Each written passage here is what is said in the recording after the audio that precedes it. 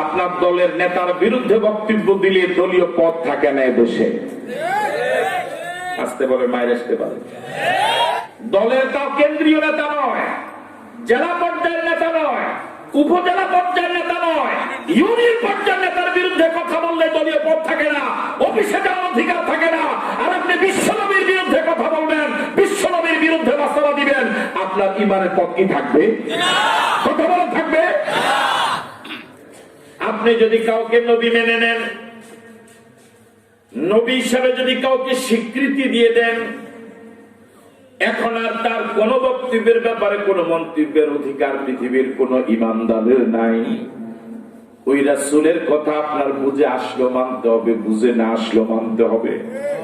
আপনার দলের পক্ষে হলো মানতে হবে, দলের বিরুদ্ধে গেলেও মানা লাগবে।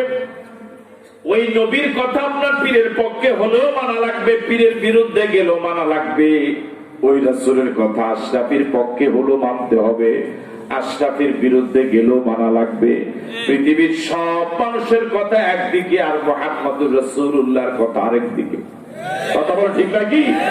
যদি শুনেন যেটা মুহাম্মদুর রাসূলুল্লাহ বলেছে, আর কোন কথা বলা যাবে না, সারেন্ডার হয়ে যাওয়া লাগবে, মাথা নত করে দিতে হবে। যৌক্তিক হোক অযৌক্তিক হোক, তার কথাই আমল করা লাগবে। এই কথা কি আপনার সকলে একমত? এবার আপনাদের কাছে আমার প্রশ্ন, এরকম কিছু দলীয় কর্মী কি পৃথিবীতে আছে যারা মুহাম্মদকে নবী মানে, মানার পরেও রাসূল একটা বিষয় সিদ্ধান্ত দিয়েছেন একরকম, তার দল সিদ্ধান্ত দিয়েছে আরেক রকম, সে রাসূলের সিদ্ধান্ত মানে না, দলের সিদ্ধান্ত মানে, দলের সিদ্ধান্ত বাস্তবায়নের জন্য মাঠে ময়দানে মিছিল মিটিং করে? এরকম কর্মী কি সমাজে আছে না নাই? সংখ্যা অনেক কম। বাকি যারা জবাব দিলেন না, বলুন তো, সে মুহাম্মদের মূল পরিচয়, তিনি যে রাসূল, এটাকে আসলে মেনে নিয়েছে?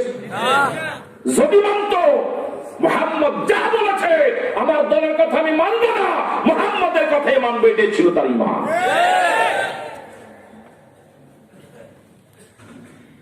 এবার আপনাদের কাছে প্রশ্ন, এরকম কিছু মুরিদ কি পৃথিবীতে আছেন?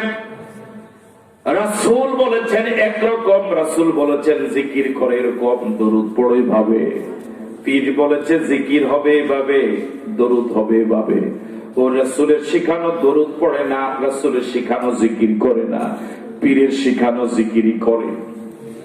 এরকম মুরিদ কি আছে? কোন আলেম যদি বলে দেন, ওই মুরিদের কাছে যদি বলে, ভাই যে জিকির আপনি করছেন, যে আমল করছেন, এটা তো শরীয়তে নাই, রাসূল বলে নাই, রাসূল এভাবে বলেছে, এমন বহু মুরিদ সমাজে আছে, বলে রাখেন আপনার রাসূল, আমার হুজুর কি বলে শুনে। এরকম লোক কি সমাজে আছে? বলুন তো, সত্যিকারে কি তিনি রাসূলকে রাসূল মেনে নিয়েছেন? মুখে মুখে মেনে নিয়েছেন, বাস্তবে আসলে রাসূল মানে নাই। আমি কি কথা বুঝতে পেরেছি? এখন থেকে তার কথার উপরে কোন ব্যক্তির কথাকে প্রাধান্য দেওয়া, তার কথার উপরে কোন দলের কথাকে প্রাধান্য দেওয়া, তার কথার মোকাবেলায় কোন পীরের কথাকে প্রাধান্য দেওয়া যাবে না। রাজি আছি? এই সিদ্ধান্ত কি হাত তুলে আল্লাহকে জানিয়ে দেওয়া যায়? কারা কারা রাজি, দু হাত তুলে দেখান।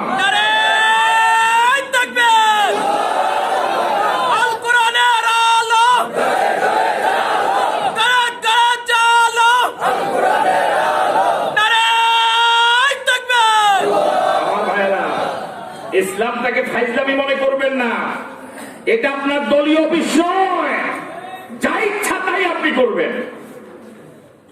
আপনার দলের নেতার বিরুদ্ধে বক্তব্য দিলে দলীয় পদ থাকে না দেশে। আসতে বলে মায়ের আসতে পারে। কথাটা কি সঠিক? দলের তাও কেন্দ্রীয় নেতা নয়, জেলা পর্যায়ের নেতা নয়, উপজেলা পর্যায়ের নেতা নয়, ইউনিয়ন পর্যায়ের নেতার বিরুদ্ধে কথা বললে দলীয় পদ থাকে না, অফিসে যাওয়ার অধিকার থাকে না। আর আপনি বিশ্বনবীর বিরুদ্ধে কথা বলবেন, বিশ্বনবীর বিরুদ্ধে মাসলা দিবেন, আপনার ইমানের পদ কি থাকবে? কথা বলা থাকবে?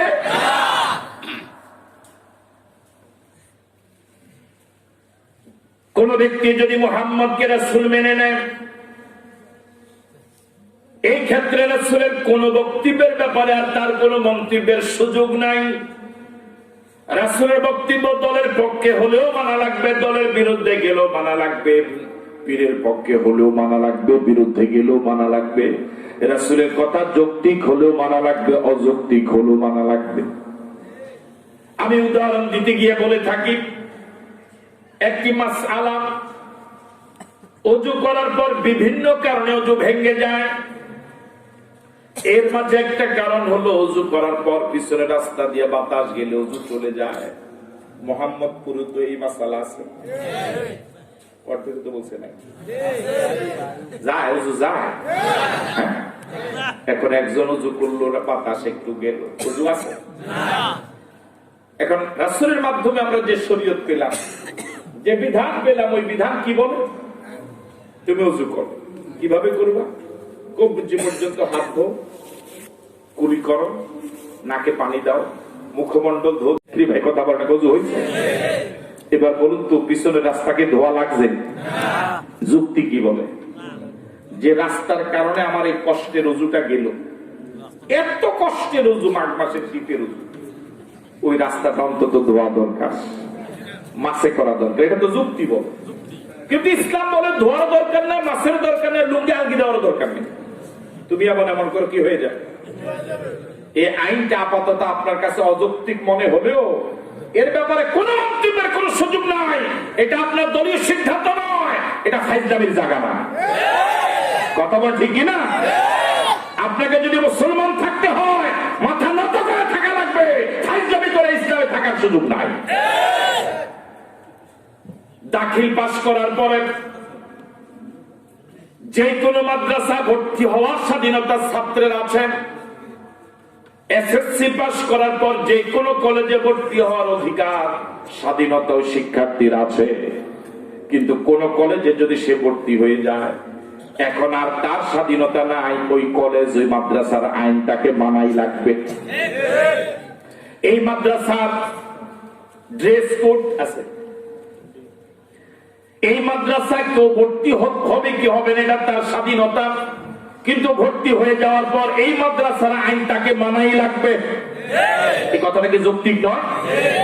আমার ভাইয়েরা, আপনি যে কোনো ধর্ম গ্রহণ করেন, এই স্বাধীনতা আপনার আছে। কেউ আপনাকে জোর করে ইসলাম গ্রহণ করাবে না। আপনি হিন্দু হন, বৌদ্ধ হন, খ্রিস্টান হন, কিন্তু যখন একটা ধর্ম গ্রহণ করে ফেলবেন, এখন আর স্বাধীনতা নাই, ওই ধর্মের আইন মানাই লাগবে। ঠিক নয় কি? ইসলাম যদি আপনার কাছে এত খারাপ লাগে, ইসলাম ধর্ম যদি আপনার কাছে এত অযৌক্তিক মনে হয়, এখন তো হিন্দুদের রমরম অবস্থা। আপনি হিন্দু হয়ে যান, কেউ আপনাকে বাধা দিবে না। কিন্তু মুসলমান হিসেবে পরিচিত হয়ে ইসলামের বিরুদ্ধে নবীর ব্যাপারে কথা বলবেন, এই সুযোগ দেওয়া যেতে পারে না।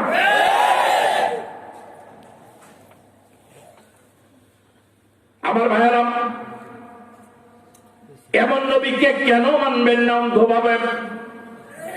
কোন প্রশ্ন করা যাবে না, বিনা প্রশ্নে নবীকে মানা লাগবে। নবী যা বলেছেন তাই মানা লাগবে, অযৌক্তিক হলো মানা লাগবে। আরেকটি মাসালা হলো, ওযু করার পর কেউ যদি চামড়ার মোজা পরিধান করে, তাহলে ওযু ছুটে গেলে পরে অন্যাঙ্গ প্রত্যঙ্গ ধৌত করবে, কিন্তু মোজা, পায়ের অংশ ধৌত না করে মাসে করলেই চলবে, যাকে মাসে আলাল খুফাইন বলে। এটা আমাদের দেশের এই মোজার উপরে চলবে না, চামড়ার মোজা লাগবে। মুকিম হলে 1 দিন 1 রাত, মুসাফির হলে 3 দিন 3 রাত।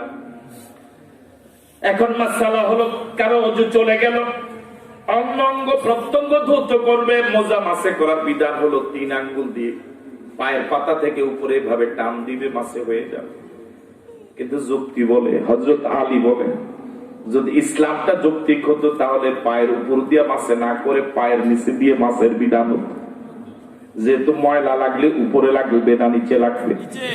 কথা বলে, ময়লা লাগলো নিচে, ইসলাম বলে টান দাও, সুবহানাল্লাহ বললেন, কোন কেন বলা যাবে না। প্রতি রাকাতে রুকু কয়টা? বাকিরা বললেন না যে? আপনাকে বিরক্ত হচ্ছেন?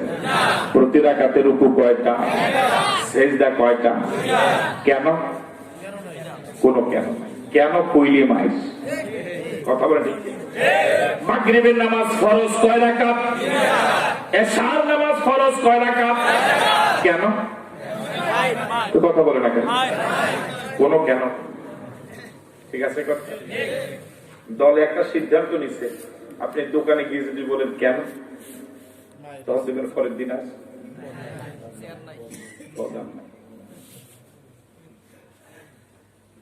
এমন নবীকে কেন অন্ধভাবে মানবেন না? যে নবী গোটা জিন্দিগিতে একটা অসত্য কথা বলে নাই।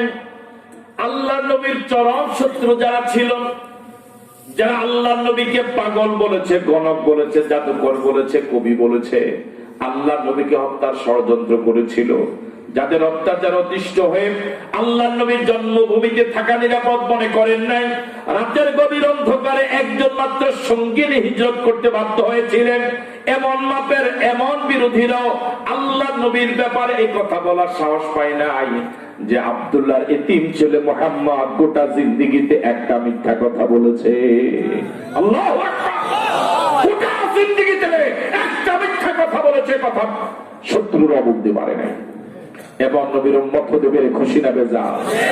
এই জন্য আওয়াজ দিয়ে বলেন আলহামদুলিল্লাহ, আবার বলেন আলহামদুলিল্লাহ, আরেকবার বলুন আলহামদুলিল্লাহ। সাহাবায়ে কেরাম আল্লাহর নবীকে কিভাবে বিশ্বাস করতেন? যা বলেছেন তাই বিশ্বাস করেছেন। আল্লাহু আকবার বলবেন, কোনো প্রশ্ন করেন।